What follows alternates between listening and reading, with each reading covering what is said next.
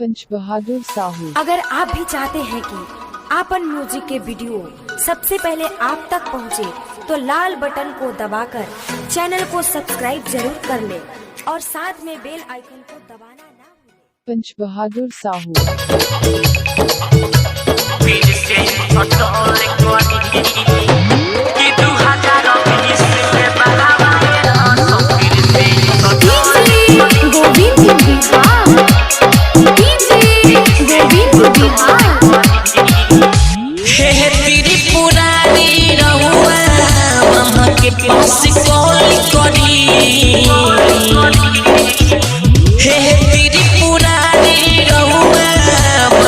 पास call करी कि 2020 में बहावाए फिर से सटल करी कि 2020 में बहावाए फिर से सटल करी फिर से सटल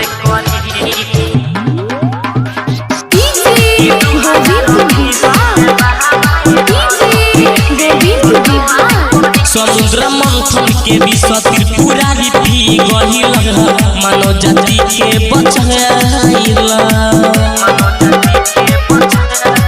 समुद्र मंथन के विष त्रिपुरारी पी गहिल मानव जाति के बचाइल।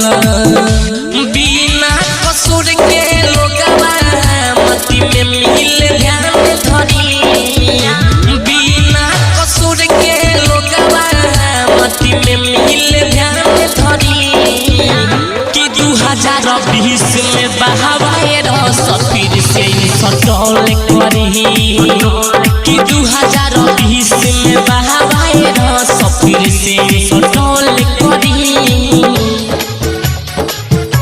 फिर से सटल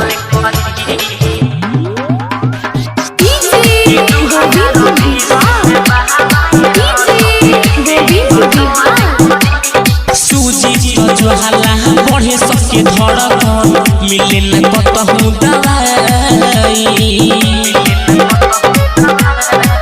सारा दुनिया में बाई ही वायरस के फरक हो, कैसे सृष्टि बच पाई।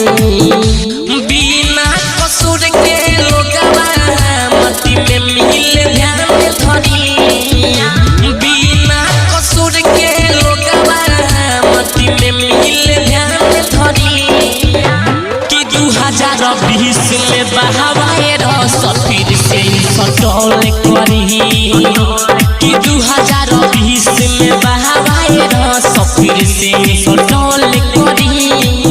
पंच बहादुर